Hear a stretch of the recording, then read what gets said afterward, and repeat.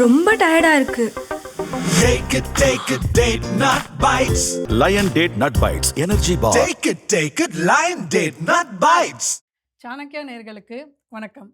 நீங்கள் பார்த்து கொண்டிருப்பது செவன் சென்ஸ். மீண்டும் சூடு பிடித்திருக்கிறது கரூர் வழக்கு. நாளை அவசர வழக்காக உச்சநீதிமன்றம் விசாரிக்க இருக்கின்றது. ராமர் கோவில், எங்கே ராமர் கோவிலை கட்டக்கூடாதுன்னு காங்கிரஸ்லாம் சொன்னாங்களோ அவங்க இன்றைக்கி ராமர் கோவிலில் முறைகேடு நடக்குது அப்படின்னு சொல்லிட்டு இருக்காங்க. அதிமுகவில் ஒரு மேஜர் சேஞ்ச் நடக்க போகுதா அப்படிங்கிற பின்னணி தகவல்களை நம்மோட பகிர்வதற்கு நமது ஆசிரியர் நம்மோடு இணைந்திருக்கிறார். வணக்கம் சார். சார், கரூர் வழக்கு நாளை அவசர வழக்காக உச்சநீதிமன்றம் எடுத்து விசாரிக்கணும்னு திரு RS பாரதி தரப்பில் மனு போட்டிருக்காங்க. ஆதவ் அர்ஜுனா அவங்கெல்லாம் இதை பொதுவெளியில் இதை பற்றி பேசக்கூடாது, ஏன்னா அவங்களே ஒரு பார்ட்டியாக இருக்கிறதுனால பொதுவெளியில் பேசக்கூடாது, பாதிக்கப்பட்டவங்களை போய் பார்க்கக்கூடாதுன்னு சொல்லி மனு போட்டிருக்காங்க. நாளை அது அவசர வழக்காக விசாரணைக்கு வரப்போகுது. எதை நோக்கி செல்கிறது சார் இந்த கரூர் வழக்கு?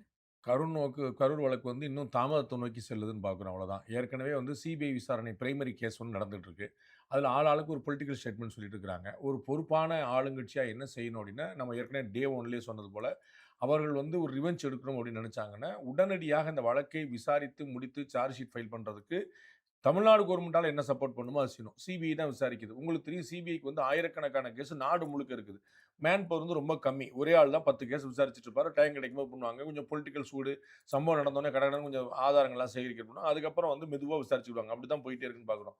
அப்போ தமிழ்நாடு அரசு உடனடியாக இந்த வழக்கில் ஆதாரங்கள் கொடுத்து திரு ஆதவ அர்ஜுனா பேசும்போது கொன்னுட்டாங்க, 41 பேரை கொன்னுட்டாங்க, எங்கள் ஆளுங்களை கொன்னுட்டாங்க, விடமாட்டோம், அந்த கணக்கு தீக்காம விடமாட்டோம், அதுக்கு பழிவாங்காம விடமாட்டோம்னு சொல்றாரு.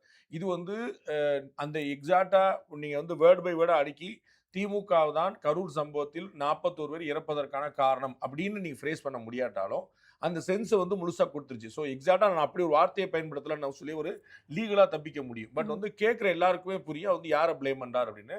அவர் டிஎம்கே தெளிவாக சொன்னார். இவர் மட்டுமே கிடையாது, இதற்கு முன்னாடியே அன்னைக்கு தாவேகா தலைவராக மட்டும் இன்னைக்கு முதலமைச்சராக இருக்கக்கூடிய திரு விஜய் அவர்கள் பேசும்போதே தமிழ்நாட்டில் எந்த மாவட்டத்திலையும் நடக்கலை, கரூரில் மட்டும் ஏன் நடந்துச்சு அப்படின்னு ஒரு கேள்வி. ரெண்டாவது சிஎம் சார், உங்களுக்கு ஏதாவது செய்யணும் நீங்கள் என்னைய ரீச் பண்ணுங்க, நீங்கள் என்னுடைய அப்பாவி பொதுமக்களை விட்டுருங்க அப்படின்னு சொல்லி சொல்றாரு. அப்போ சட்டமன்றத்தில் கூட அதை பற்றி பேசணும். ஆமாம், சட்டமன்றத்தில் பின்னாங்க பேசுனாங்க. அப்போ அந்த வீடியோலையும் பார்த்தீங்கன்னா அது டிஎம்கே இன்வால்வ்டா அப்படிங்கிற சென்ஸையும் கொடுக்குது. டைரக்டாக எகெயின் திரு விஜய் அவர்களும் அந்த மாதிரி வார்த்தை நேரடியாக பயன்படுத்தாண்டாலும் அது டிஎம்கே பின்னணி இருக்கவங்க சென்ஸ் தான் கொடுக்குது. ஸோ இந்த மாதிரியான விஷயங்கள் டெஃபமேஷனில் தான் போய் நிற்க முடியுமே தவிர வேற ஒன்றும் இல்லை. ஒருவேளை அதிகமாக போனால் உச்சநீதிமன்றம் விசாரணை பண்ணி தடை கொடுக்கலாம், நீங்கள் அதை பற்றி பேசாதீங்கப்பான்னு சொல்லலாம். பொள்ளாச்சி பாலியல் வன்புணர்ச்சி வழக்குகளை திரு உதயநிதி அவர்கள் பேசக்கூடாதுன்னு தடை வாங்கி வச்சிருந்தாங்க. திரு பொள்ளாச்சி ஜெயராமன் வாங்கி வச்சிருந்தார். அப்போ அந்த வழக்கு பற்றி பேசாமல் இருந்தாங்க. இந்த மாதிரி ஆனால் அது பிரைமரி கேஸுக்கு ஏதாவது ஹெல்ப் பண்ண போதானா கிடையாது. வெறும்னா பொலிட்டிக்கலுக்கு தான் பண்ணிடுவாங்க. கொடநாடு சொன்னாங்க. லாஸ்ட் 5 இயர்ஸ் ஏதாவது நடந்துச்சா? பொள்ளாச்சி நாங்கள் என்ன டெவலப்மெண்ட் பண்ணாங்க? அப்போ நம்ம என்ன புரிஞ்சிக்க வேண்டியிருக்குன்னா, இது பொலிட்டிக்கலாக ஒரு டிஃபைன் பண்ணுறதுக்கு உதவுமே தவிர லீகலாக அவங்களை யார் கன்விக்டோ அவங்கள உள்ள வைக்கிறதுக்கான ஏற்பாடாக தெரியல. திரு செந்தில் பாலாஜி மேல வேற கேஸ்கள் ஓடிட்டு இருக்கு. கரூர் அவர் சேர்ந்தவர். அவர் இந்த வழக்கில் அவருக்கு ஏதாவது பொறுப்பு இருக்கா? யாரும் சொன்னது கிடையாது. சரி, இந்த வழக்கில் யார் சம்பந்தப்பட்டிருக்கா அதை சொன்ன. அந்த காலத்தில் இருந்த காவல்துறை அதிகாரிகளா, அரசியல்வாதிகளா, உள்ளூர்காரங்களா, இவங்க ஏதாவது தப்பு பண்ணாங்களா, இவங்க ஏதாவது தப்பா கம்யூனிகேட் பண்ண எல்லாமே இருக்குது.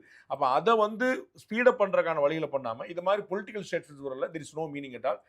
உச்சநீதிமன்றம் தடை கொடுக்கலாம், கொடுக்காம இருக்கலாம், அது அவங்களுடைய கணக்கு இருக்கு. பட் தடை கொடுத்த முந்தைய வரலாறு பார்க்குறோம். நம்ம யாராவது ஒருத்தர் இன்னொருத்தரை பற்றி அவதூறாக பேசினாங்கன்னா நிறைய ஊடகங்களுக்கு இந்த மாதிரி கொடுத்துருக்காங்க. நக்கீரன் உள்ள பல பத்திரிகைகளுக்கு இந்த விஷயம் பற்றி பேசக்கூடாது, இன்னும் ஆள் பற்றி பேசக்கூடாது நிறைய கொடுத்துருக்காங்க. ஸோ அது மாதிரி ஒரு தடை ஆதவ அர்ஜுனாக்கோ தாவேக்காரங்களுக்கோ கொடுக்குற ஒரு பெரிய விஷயம் இல்லை.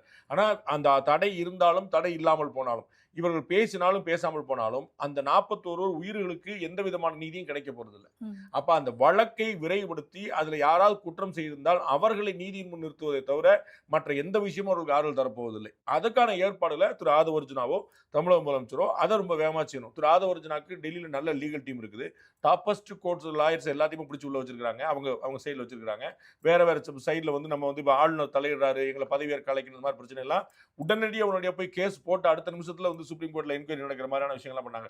ஸோ அந்த மாதிரியான ஒரு ஸ்ட்ராங்கான இன்ஃப்ளூயன்சிங் நெட்வொர்க்கிங்கை பயன்படுத்தி அவர் இந்த வழக்கு விரைவான இடத்துக்கு கொண்டு வரணும். சிபிஐக்கு சொல்லி எங்களுக்கு டெட்லைன் கொடுக்குறோம், நீங்க 6 மாசத்துல முடிங்க, எங்களுக்கு நான் பண்ணி நாங்கள் எல்லாம் சப்போர்ட் பண்றோம், சுப்ரீம் கோர்ட்ல சொல்லி இந்த கேஸ் சீக்கிரம் முடிக்க சொல்லுங்க. அப்படி இந்த விலையை பார்த்தா தான் அந்த 41 உயிருக்கு நீதி கிடைக்கும்.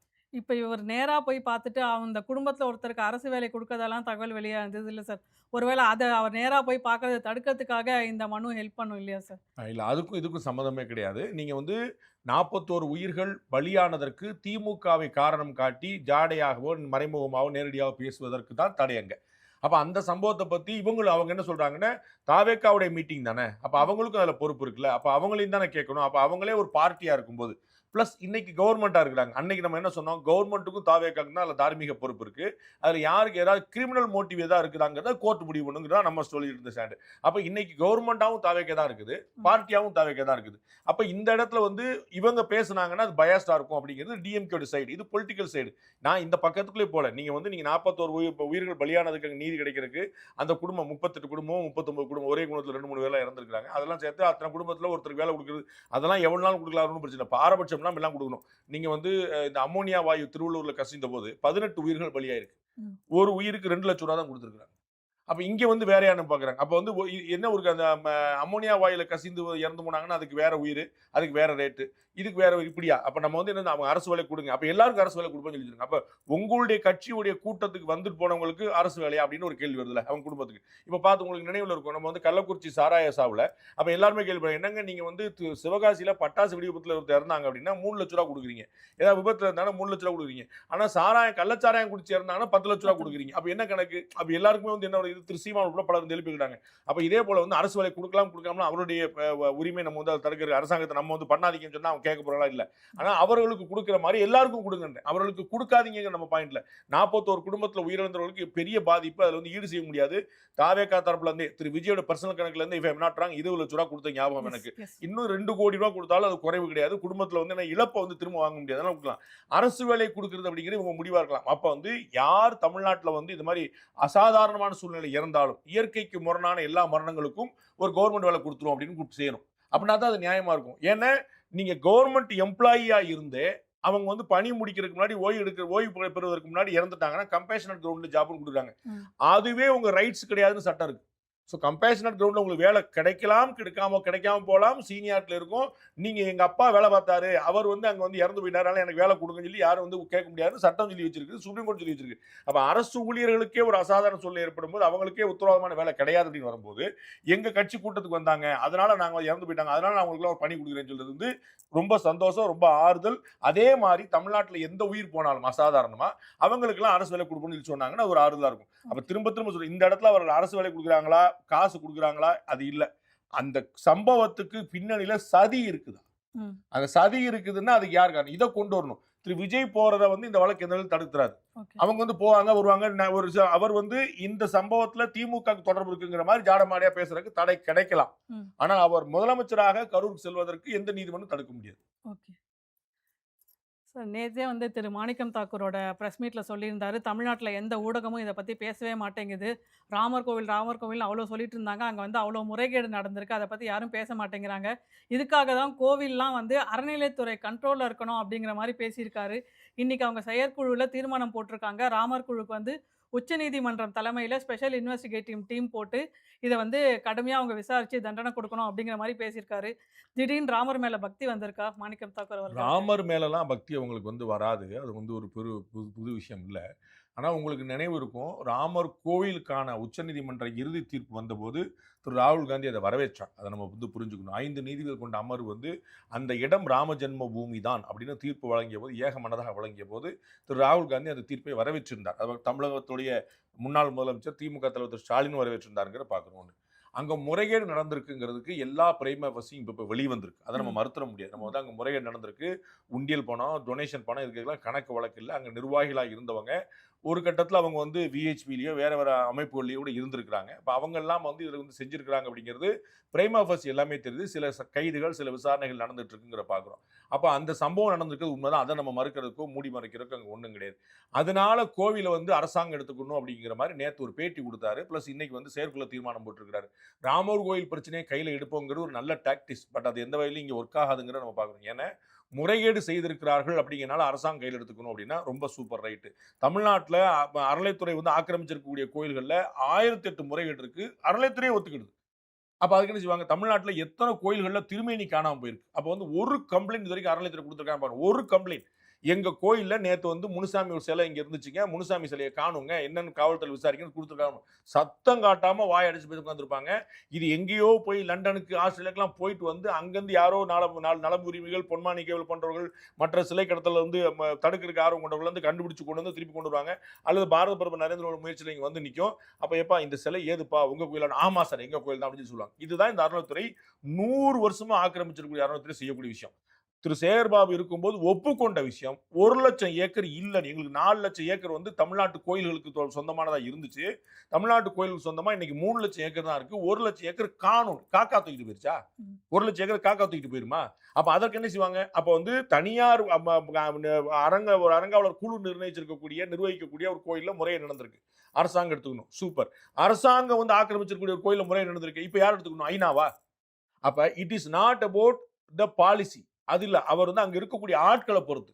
அப்ப அந்த ஆட்களை சரியான ஆட்கள் நியமனம் பண்ணுங்க தான் நம்முடைய கோரிக்கையா இருக்கணும். அதுல தப்பு செய்தவர்களை விடவே கூடாது. தலையில கட்டி தொங்க விடணும். அதுல மாற்று கருத்து இல்ல. அது தப்பு அது செய்யாம தடுக்கிறதுக்கான வழிகள் என்னங்கிற டிரான்ஸ்பரண்டா கொண்டு வர பார்க்கணும். உடனே அரசாங்கம் வரணும், உடனே RSS தொடர்படுத்தலாம், உடனே பிஜேபி தொடர்புலாங்கிறது பியூர் பாலிடிக்ஸ், வேற ஒண்ணுமே கிடையாது. ஓகே. இதுல இன்னொரு தீர்மானமும் போட்டிருக்காங்க. இன்னைக்கு ஒரு செங்கல் கூட கட்ட விட மாட்டோம் மேகதாட்டுல. நாங்க தொடர்ந்து போராடுவோம், தொடர்ந்து சண்டை செய்வோம் அப்படின்னு சொல்லியிருக்காங்க. இது வந்து சும்மா ஒரு ஐவாஷ்காக சொன்னதா, இல்ல நிஜமாவே ஏதாவது பண்ணுவாங்களா? கலைஞர் வந்து சொல்ற மாதிரி உங்களுடைய கேள்வியிலேயே பதிலும் இருக்கிறது அப்படின்னு சொல்லுவார். அது மாதிரி தான் நீங்க கேட்கறதுலேயே அது பதில் இருக்குது. அதுல வந்து ஒன்றும் குழப்பம் முடியும். ஐவாஷ் தான் சொல்றாங்க. எந்த குழப்பம் இருக்கு? அதாவது கர்நாடகாவில் இருக்கக்கூடிய காங்கிரஸ் கட்சி வந்து மேகதாத்துல அணைய கட்டுமா, தமிழ்நாட்டில் இருக்கக்கூடிய காங்கிரஸ் கட்சி வந்து அதை கடுமையா எதிர்க்குமா, ஆல் இந்தியாவில் இருக்கக்கூடிய காங்கிரஸ் கட்சி அதை வேடிக்கை பார்க்குமா? என்ன காமெடி! ஒரு காங்கிரஸ் கட்சிக்கு 3 நிலைப்பாடா? அது எப்படி இருக்க முடியும்? ஆல் இந்தியா நாளைக்கு வந்து தமிழ்நாட்டில் செல்வ பிறந்தகை தலைவராக இருக்கக்கூடாது, மாணிக்கம் தாகூர் வந்துடணும். ஓவர் நைட் அந்த ஆர்டர் நடக்குது. என்ன பெட்டிஷன் போச்சு? முறைகேடா, பிரச்சனையா, சண்டையா, சச்சரவா, ஊழலா? என்ன எதனால மாத்துறீங்க? எதுவுமே கிடையாது. தங்கபால் இருந்தாங்க, மாத்துனாங்க. அழகிரி இருந்தாங்க, மாத்துனாங்க. செல்வ பிறந்த இருந்தாங்க, மாத்துனாங்க. Okay, super. முதலமைச்சரா சித்தராமையா இருந்தாரு. எதுக்கு நீங்க மாத்துனீங்க? DK சுகுமார் கொண்டு வந்தீங்க. அப்ப you are able to change Tamil Nadu government, Tamil Nadu Congress உடைய state president. You are able to change கர்நாடகாவுடைய chief minister for no reason. Siddaramaiah முறைகேடு பண்ணாருன்னு சொல்லுங்க, ரிமூவ் பண்ணு சொல்லி சொல்லுங்க. அவர் ஒண்ணுமே இல்லை. நீ ஆளுக்கு 2 வருஷம் பங்கு போடுறதுக்கு நீங்க என்ன கணக்கு பண்ணி பகிர்றீங்க? அப்போ ஒரு காங்கிரஸ் கட்சியால ஒரு மாநில முதலமைச்சரை மாற்ற முடியும், ஒரு மாநில தலைவரை மாற்ற முடியும். ஆனா மேகதாது பிரச்சனை எதுவும் பேச முடியாது. கர்நாடகா எதிர்க்கும், தமிழ்நாடு ஆதரிக்கும், டெல்லி வேடிக்கை பார்க்கும். இதை விட ஒரு காமெடியான தீர்மானம் உண்டா? இந்தியாவுல அகில இந்திய கட்சிகள் வந்து பெரும் பின்னடைவை தமிழ்நாடு மாதிரியான சந்திக்க இருக்கிற முக்கியமான காரணம் இந்த பிரச்சனை.